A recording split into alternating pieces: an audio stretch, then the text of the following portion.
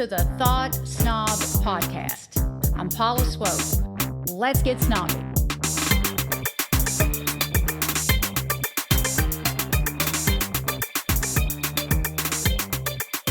Today's episode is all about Ayurveda and how it can improve your health in ways you may not have considered before.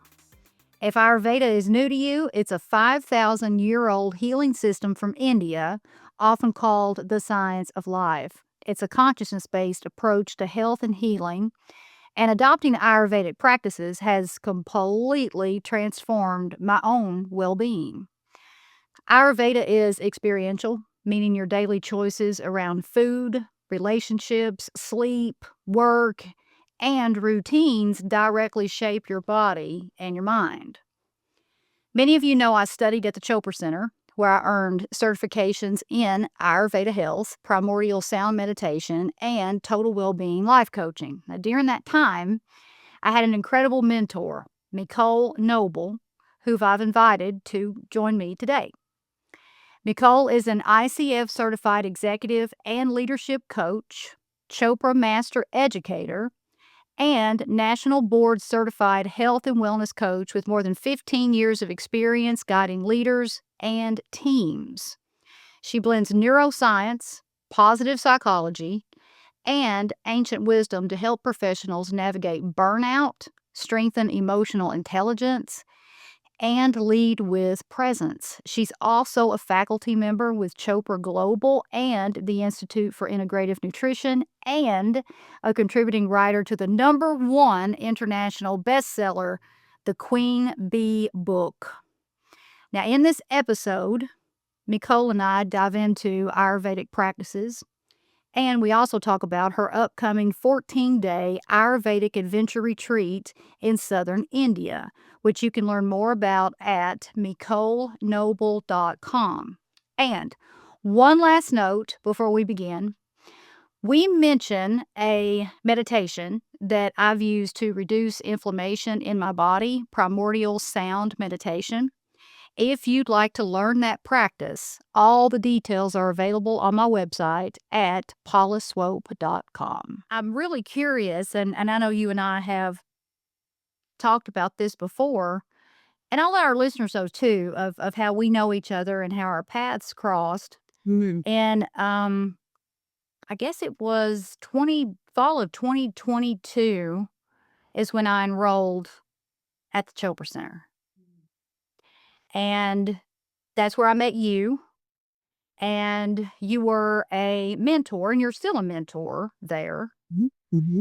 And I enrolled initially to further my career. And so I went into it for, I wanted to advance professionally.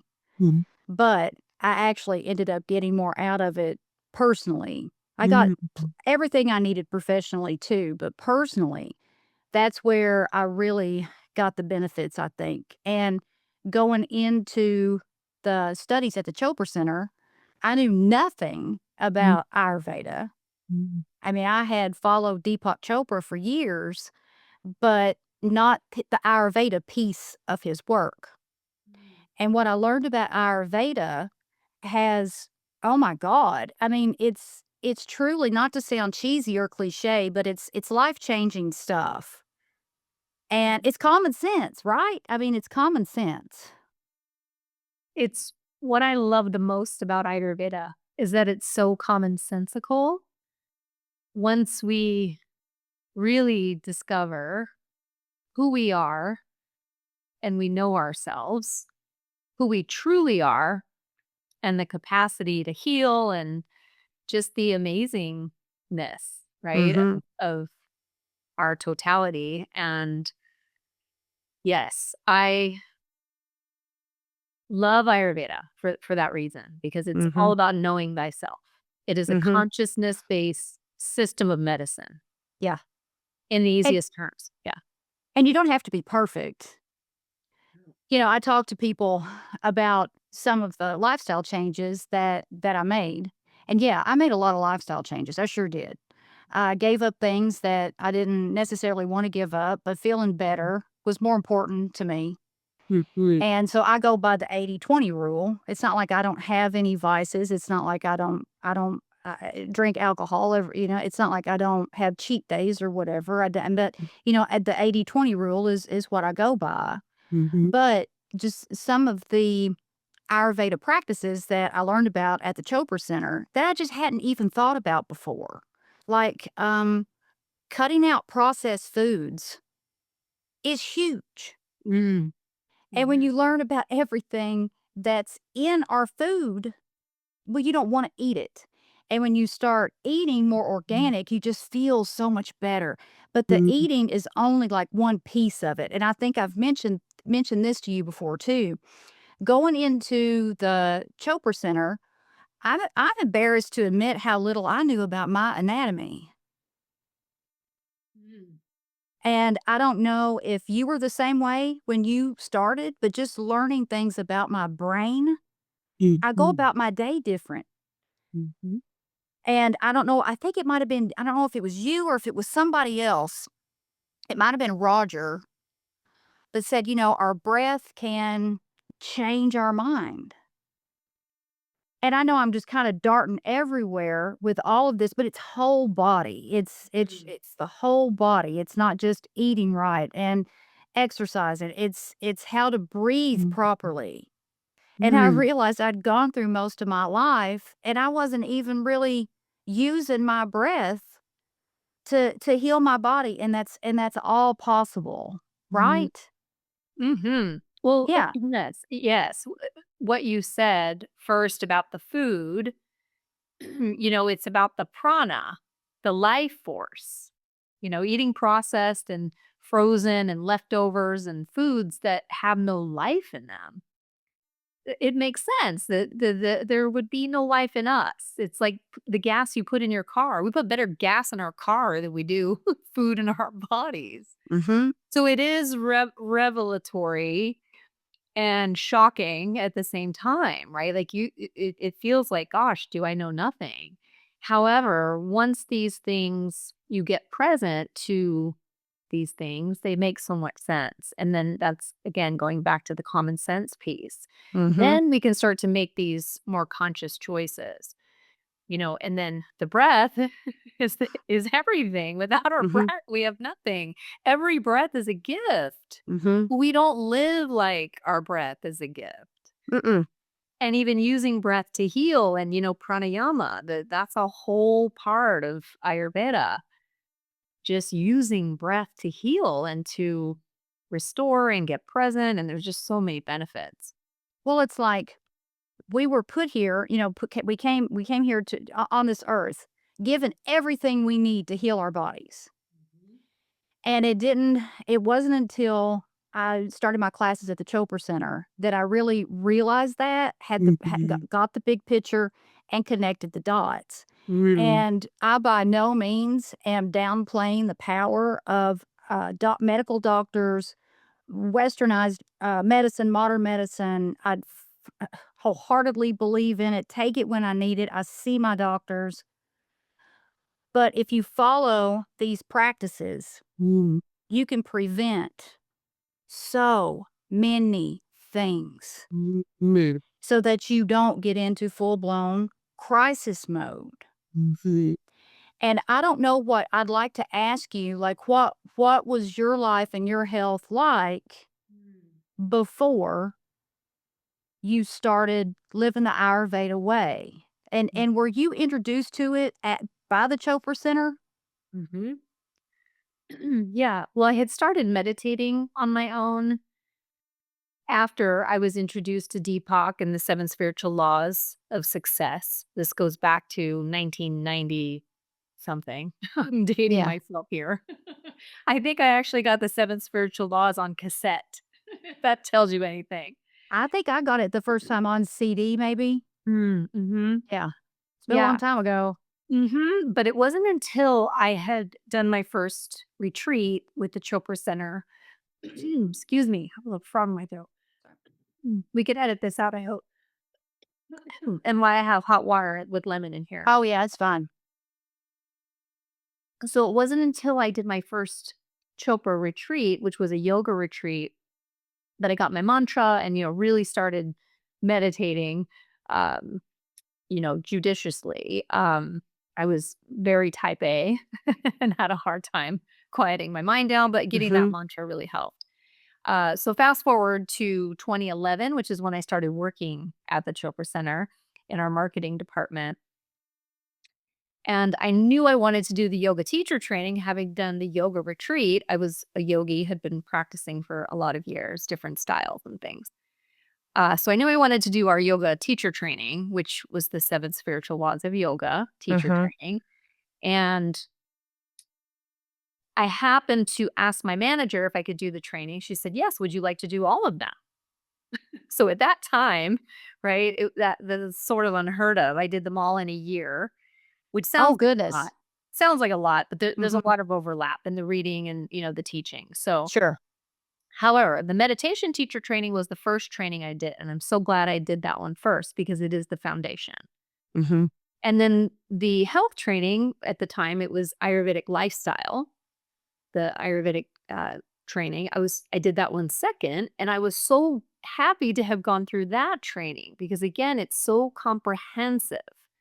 You can teach a little bit of yoga, a little bit of breath, a little bit about, the body types and right. There's so much in that training specifically. Mhm. And I was blown away by Ayurveda and the body types and, just as you said, the capacity we have to heal ourselves. We just have to give our bodies time to do that. And to do that, we have to rest. That's why meditation is key, to give our body that time, hopefully, once a day, if not twice a day. Okay. And then what you mentioned, we call it the 3 Ps of Ayurveda, that it's personalized, it's preventative, Mhm. and it's practical.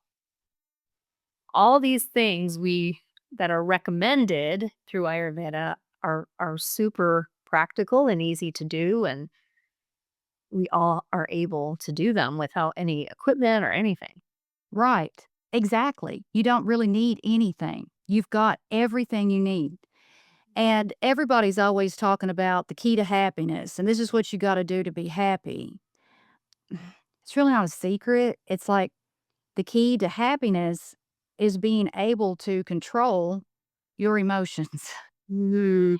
And I have never learned more about how to do that than Mhm. when I started practicing Ayurveda. And of course, meditation is like a secret weapon.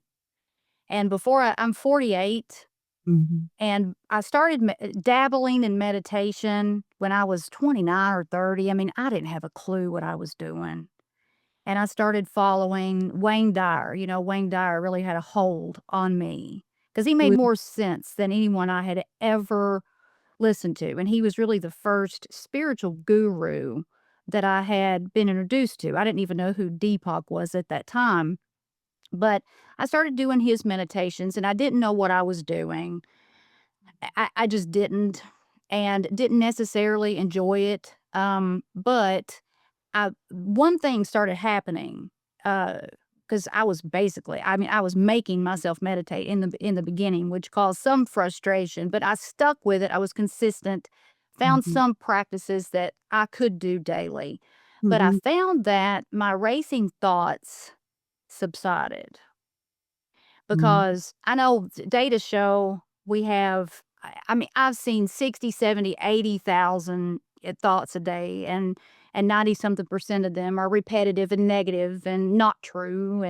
And I swear I was at the top of that. I was at the very top. If it's 80,000, I was at 85,000 when I started meditating. And I would wake up in the middle of the night with those racing thoughts and anxiety, and the meditation caused those racing thoughts to subside significantly, and so I was sold.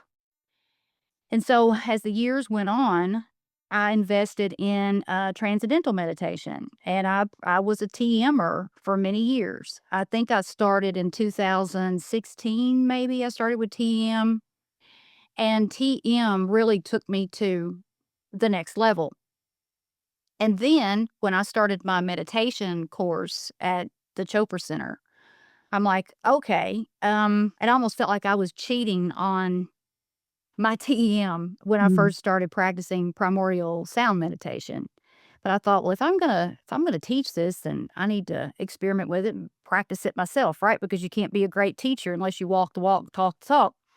And I started using the primordial sound meditation, and it was incredible.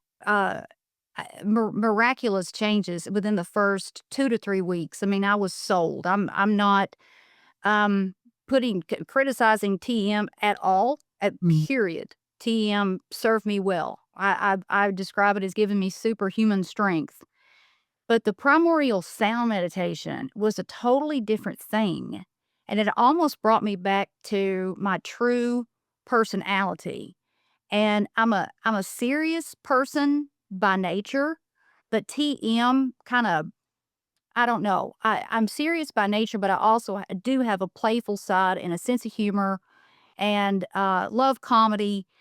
But when I was practicing TM, it's almost like I became stern or something. I wasn't totally myself. When I started practicing primordial sound meditation, I got that playfulness back some and returned to the person that, I remembered. And I was going through, menopause during a lot of that too, which could have played a role. Now I'm postmenopausal, but I want to just make that clear. All the behavior changes might not have all been attributed to the meditation. But the two things from primordial sound meditation that I really, really noticed is I really don't have racing thoughts. And I know a lot of people don't believe that, but I don't. I don't. My mind is calm. Even if I'm in a chaotic situation, I'm not thinking worst case scenario. I'm not making meaning out of a bunch of things. I might get irritable, but that's just what it is. I'm irritable. I'm not going to worst case scenario like I used to. And then the second thing, and this is huge in Ayurveda, is the inflammation that I have reduced in my body.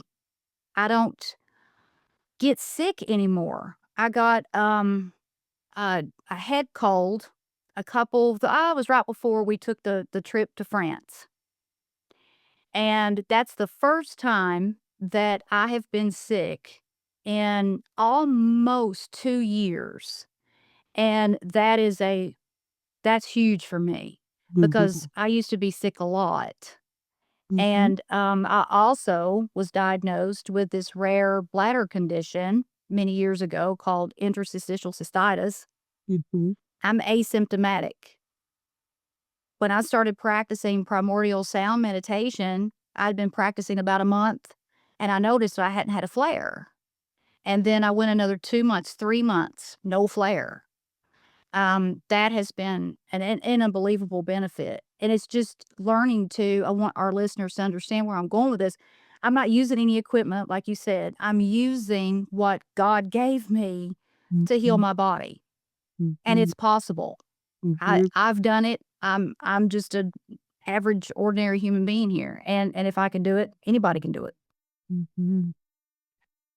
Well, there's so much goodness in what you just shared. And, I'm just present to what meditation does is it gets us present. And when we're present is when we're not being controlled by the mind. The mind is a tool. I need my mind. We don't want to demonize the mind, but I need my mind when I lose my keys, right? It's helpful. Right. But it's not me.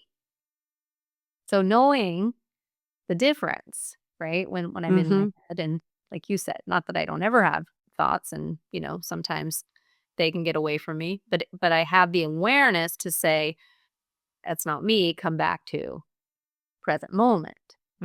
That's who I am. And, the mantra is that tool, right? To get us present, to help quiet down the mind. So again, I think a lot of people have or make the assumption that meditation is stopping thoughts. No, stopping thoughts would be flatlining. We want our thoughts. Again, it's just being able to know the difference between, which one is running the show. Yeah, a lot of people give up on meditation because they say, well, I can't stop my thoughts. And I'm like, you're not supposed to. You're not supposed to stop your thoughts. That's not even normal. You're not supposed to do that. You just kind of, let them float away, and you choose the mantra. You just choose that. Mhm. And some people will get really hung up on the meaning of the mantra. Mm. And it's really just a tool to get you to help you transcend quicker. I mean, Mhm. that's the way I usually Mm. explain it, because that's true. Those thoughts start coming in, then you just choose your mantra, and that's it. It's nothing complicated. You shouldn't be forcing or trying. You're not trying to force any thoughts out. And if I sit down to do a meditation, and suddenly my mind gets flooded with, thoughts or things I need to do or something, then that lets me know, hey, that's not a bad meditation. It needed to come out. It's like I'm releasing stress. Mhm. Mhm. Yeah. Well, I think that's the difference in what you were pointing to around, because TM and primordial sound meditation both, you know, Deepak studied with the Maharishi, Yeah. which is they're both mantra based systems to of meditation, right? Mantra Mm-hmm. based meditation um, philosophies, if you will. Right. But what I heard you say is, and I've never been trained in TM. I only know the biggest differences or the mantras and where they come from. But also, there's a lot of freedom in primordial sound with what you just said, right? To not, if you're thinking thoughts, fine. Not to resist anything that's happening, just to, and maybe in the TM or where you were in your life at that time, right? You were just, again, maybe still in the space that I got to get this right. I got to do it the right way. We have that tendency, right? To want to just Mm-hmm. think we've got to be more serious about it, or more, because it is a discipline. Oh, yeah. However, the more freedom we give ourselves and permission for whatever is coming up, we trust, if we're just doing the back and forth between the mantra and thoughts, then, right, the body's getting what it needs. We're releasing stress. We're going back to homeostasis. The mind is resting somewhat enough to where the body can rest. And that's where we heal. Mm-hmm. That's where we can heal ourselves, is giving our body that opportunity to rest. That's right. That's right. And I tell people, when you adopt this lifestyle, and I'm coming from a place of education here, not ego. Mhm. I used to be terrible with not being aware. I didn't, like I said earlier, I didn't really know a lot about my anatomy, which is ridiculous. Mhm. But I was totally unaware of how I was operating day to day. Mhm. Um, I don't know if I mean, it's like I never even thought about my parasympathetic nervous system. Mhm. My sympathetic nervous system was in charge. It was running the show. My Mhm. mind was in control. My body was telling me everything I needed to know, Mhm. but my mind was in charge.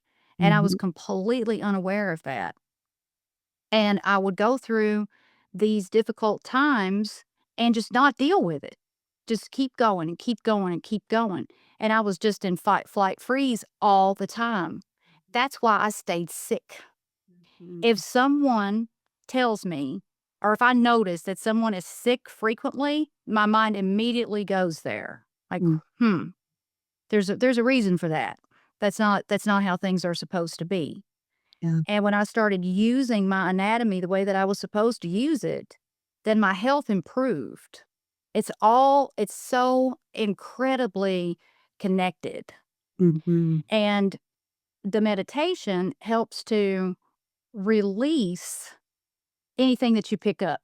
Yeah. It's like you get out and about in society. Not everybody meditates. Not everybody's aware. Most people aren't. And Mhm. it's like you're gonna come in contact with trouble. You're gonna get stressed. It's life. It's gonna happen unless you go in a cave and just stay there. And sometimes I threaten it. It's tempting. But if you're out and about operating, you're gonna pick up stuff. You're gonna pick up that crud. Mhm. And the meditation just releases that. And sometimes I don't feel like anything has happened during meditation. Sometimes I feel like I will come out of a meditation feeling a whole lot better. Sometimes I don't feel any different at all.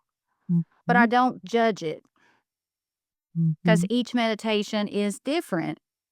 And that's what I want people to know. If you judge it or you think it's supposed to be a certain way, that's just forget it. You just sit down and you just do it and release all of that stuff that you pick up just being out and about. And if you don't release it, then it turns into inflammation, sickness, racing thoughts, emotional outburst, bad decisions. I mean, I can just keep going.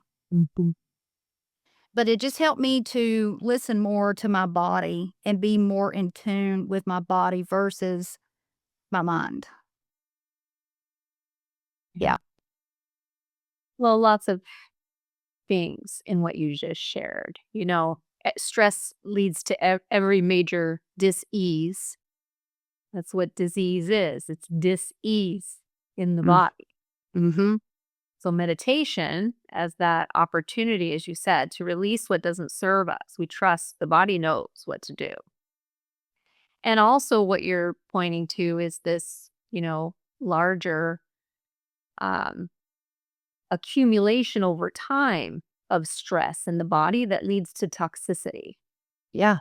And why, in addition to the 3 Ps that I mentioned, I feel there's a 4th P in Ayurveda, which is Panchakarma, which is doing detox, either on a seasonal basis, and if you can, and why I now myself have committed to going to India and doing a very traditional I want to talk about that. We got a few minutes left. If you don't mind, I'd like to talk about that. I want to know more about the detox, and I want to know more about India, because the last time we spoke, you said something that is stuck in my brain. You said, I felt what it was really like to be in perfect health. And I want to know about that, and I want our listeners to know all about that. I can feel it just as you said it. Thanks for that reminder. I've been back for a couple months, and I'm still in basking in the glow of it. And we used to have a program almost every single week here in Carlsbad at the Chopra Center for many, many years, and we called it Perfect Health. And Deepak wrote a book called Perfect Health. It's all about Ayurveda and all the practices, and Panchakarma, or doing an occasional detox, is also something that's recommended. And why we want to breathe and do yoga and meditate, the things on a daily basis that we can be, like you said, releasing things. The full moon is tonight. Great time to release, creating just opportunities to let stuff go. Because it is, again, that accumulation over time that leads to sickness. So I added a couple of years ago to my offerings, my clients' retreats. So I take groups to Mexico. I added India this last March, when I went a couple months ago. Was the first time I took a group that far. I wasn't sure what that was going to look like, but it ended up being spectacular. And this was the second time I went to this Ayurvedic village that is in the south of India. And it's a 14-day detox. So every day for 14 days, you're following a schedule. You get up, you move in the morning, you head to yoga. They come in and, rinse out your eyes and put oil on the bottom of your feet, and, just these morning rituals that are so lovely. And then you go to yoga, and then you have breakfast, all Ayurvedic foods, as we talked about, right? That fresh and vegetarian, and, not a lot of meat in India, actually. So just giving your body, your digestion, a break. And then, May I ask you something real quick? Just real quick. So oil on the bottom of the feet, that's like a detoxifier, right? Okay. Yep. Any certain oil? Did they use like a certain oil? Just Well, everything they use has triphala, which is a combination of herbs that are detoxifying. There are 3 separate herbs in there. Triphala just means 3. So I think it's Harataki, Barbataki, Amalaki maybe. They're all just very medicinal herbs. That is in most things. While you're there, you'll hear that word triphala a lot. And triphala is something you can buy, Banyan botanicals, something you can take as this little way to detox on your own too. okay. But anyway, that, combination of herbs is very well known in Ayurveda. And so I was going to say every day for 14 days, you're following this schedule. They sort of have everything lined out for you. Um, and then you're also getting 2 treatments a day. So you have a main body treatment and then you have a minor. So, and they're all designed. So you have a physician that's checking in on you. You've got the therapists that are all working together to what it is you're balancing. Because that's what Panchakarma is. It's these 5 actions. So Pancha in Sanskrit means 5. Okay, and karma means action. So the 5 actions. And the purpose or intention of those actions is to eliminate toxins, mostly from our food supply. We get a buildup of toxicity, then the air we breathe, and then the other number of things, right, that we like to brew ourselves. It's to balance the doshas. The doshas are just the body types, right, made up of the different elements that we're all made up of, the same as the stars in the universe. And then to enhance our well-being. So mental, physical, spiritual. So everything is designed in this program to be rebalancing, eliminating toxins. So it's a full-blown detox. So depending on how toxic you are, you will have different symptoms and things you're going through. But again, you're under the care of a physician and people are, caring for you the whole time. Okay. So when you go in, I guess you do like I guess you do a consultation and they like an assessment or something, and then that's what determines your 2-week plan.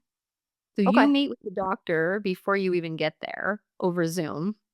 They've added that so that they know once you get there, what's going on with you. And because right when we arrive, they have you do a treatment as you land, literally just to start the process of, preparing you for the detox.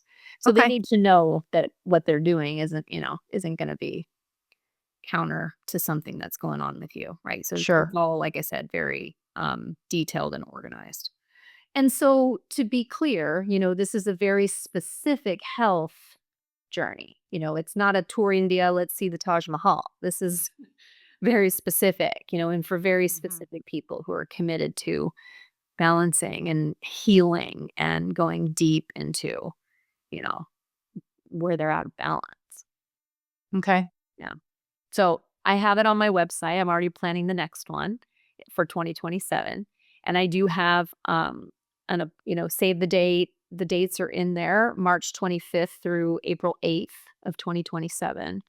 And I have an apply now button where you can put in your info and I can connect with you. Because truly, I want to make sure people are clear about what this is and what they're in for. Oh, yeah. It's a very specific journey, but it's super powerful. And Oh, and no like you doubt. said, to imagine what that would feel like after 14 days for just you. It's incredible how you feel. Just the clarity that, I lost 13 pounds this last time. It wasn't even my intention. Wow. And in 2 weeks? But Wow. again, your body is releasing. Again, the body knows. It will release what is not serving it. So you feel lighter in every sense of the word when you Nice. are done. I'll make sure that we include all the information about India with this episode. It'll be posted like at the bottom of the episode. And so if you've got like a write-up or something about it, if you want to email that to me, I'll Sure. put a few sentences, with the episode so people can, easily find it. So we got a few minutes left, and I just want to ask you one more thing. Um, what is it just like a typical exercise that you do in India? Maybe it's your favorite thing, or maybe it's your most challenging thing. Just one thing to kind of give people like a look into what this looks like. Well, in addition to everything I said is sort of outlined for you, the Ayurvedic village, they have these classes prepared for us and, things on the schedule. Everything is optional. You can do Okay. pieces of it, or, if you're having a day where you're just not up for yoga, you don't go to yoga, right? Like nobody's policing you. Okay. And then in the evenings, we also do a little satsang where we come together and do a little sacred discussion. So this last trip we talked about Eckhart Tolle's Stillness Speaks, Okay. which is an excellent book for anyone who's ever practiced, silence, been at a silent retreat, or just again, the purpose, of meditation is to again connect us to that stillness and silence that is actually who we are. So the power of that. So bringing in, a, a spiritual component like that is probably my Okay. favorite part. Yeah, I Just think to I would go a like little that bit too. deeper, into Mhm. into the stuff also. So do you enjoy the silent retreats? I do. We had a silent retreat at the Chopra Center for many, many years at Asilomar, which was Wayne Dyer's favorite place up in Mhm. Pacific Grove. I went there probably 5 years in a row. I taught the yoga there at that event. Spectacular. Oh, Just I have no doubt. 5 days of silence is so powerful. Um, you know, so many people would come out of the 5 days of silence and just go right back to chit chat. I was like, wait a minute, Mm. slow down. Let's just stay in silence a little bit longer. Mhm. It's just so sweet when you get that that's our essence. Right. Stillness and silence is our essence. And yet we fill every moment with some kind of noise or some kind of something. Mhm. I even encourage my clients, just to get quiet and listen. Prayer is Mhm. talking to God, meditation is listening. Right. Those whispers are subtle. Mhm. We're filling it all with noise all day long. How do we hear the whispers? Right. That's right. That's how we get so disconnected. Mhm. Yeah. And when I lived my life like that, my intuition was just dull. And I've Mhm. always thought that I've always been curious about the silent retreat, and I've never done it. I'd be Mhm. willing to do it. How long did you go? Did you say 5 days? Yeah, we did 5 days. There are Vipassana centers, there are different silent retreat spaces. I know here in California, we have a couple, and they're mostly donation based. We had our very last Chopra silent retreat a couple of years ago. Again, I highly recommend it, especially for you being a meditator. You would love it. I think I would love it, and I don't think that I would be one of those people that would just hop back into Yeah. talking all the time. Oh I no. think I think it would change me significantly. Mhm. My Mhm. neighbor did it, and she wouldn't care for me talking about her, on the podcast, but she did it. She went to the Chopra silent retreat 2 years ago. I think it might have been maybe in Cabo? Mm. I think maybe, I don't know. Oh yeah, you might be right. Yeah, I think it might have been. But I think, 3 days, I think she told me it was 3 days that she did it, and she is someone that I cannot imagine doing that, but she did it, and she loved it, she loved it, Mm, and I'm like, because I was even more curious after talking to Mhm. her about it, so that's also on my list of things to do for sure. The Yeah. biggest thing I noticed after, so many years in a row of going to that event, is just how much of what we say mostly is unnecessary. Mhm. We just fill the space. Mhm. Most, like you said, are comfortable with silence and space between thoughts. Mhm. But that's actually where the essence of who we are is, going back to what we teach in our meditation program. Mhm. It's the 60 to 80,000 thoughts a day that are mostly the same thought. But there's actually a space in between each of those thoughts. And that's what the meditation does, right? With more and more practice, more of a continuous practice, then there's more space. Like Mhm. you said, that's why this quieting down you've noticed so significantly, Mhm. because you have more space. Right. Mhm. Yeah, and you get used to it. And I noticed it really does, and Yeah. I don't overshare Mhm. like I used to.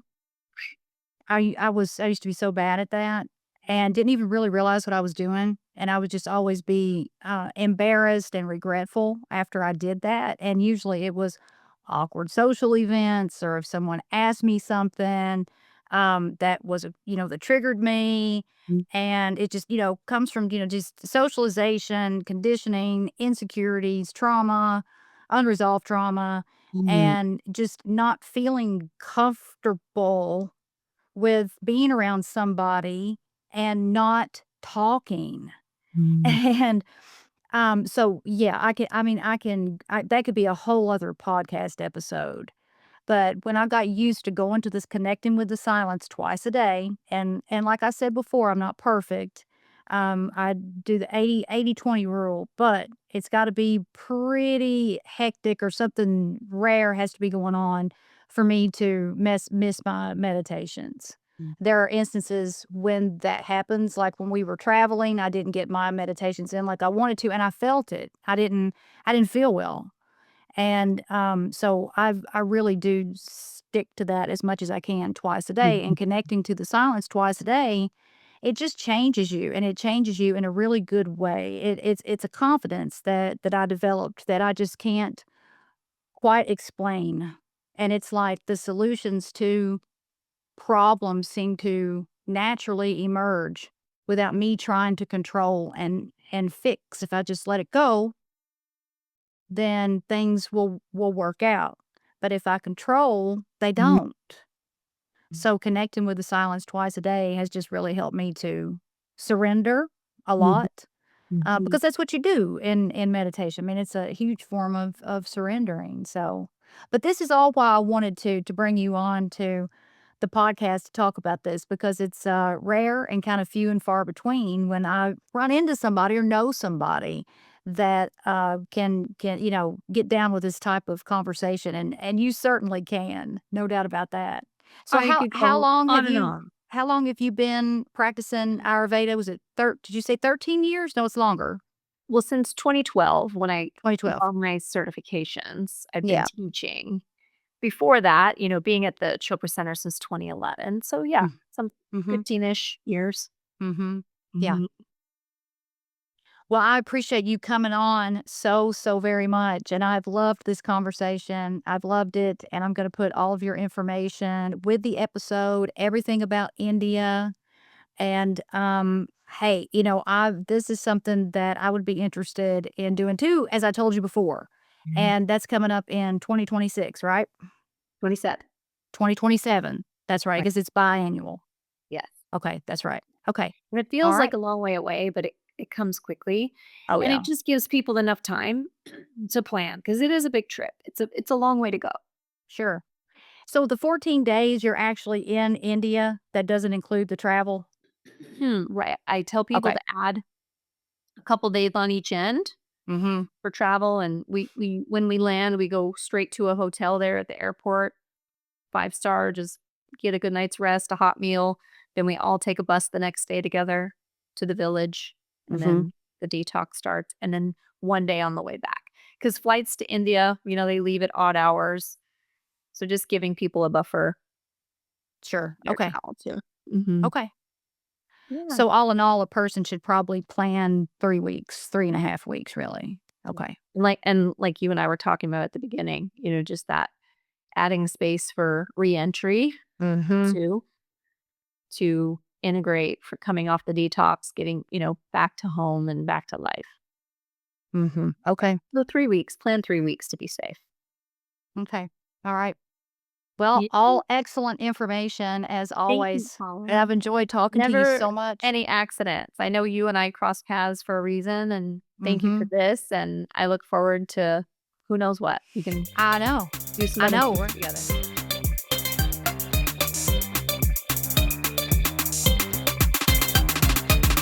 The Thought SNOB Podcast with Paula Swope has been brought to you by Thought SNOB Media in association with Special Purpose Studios.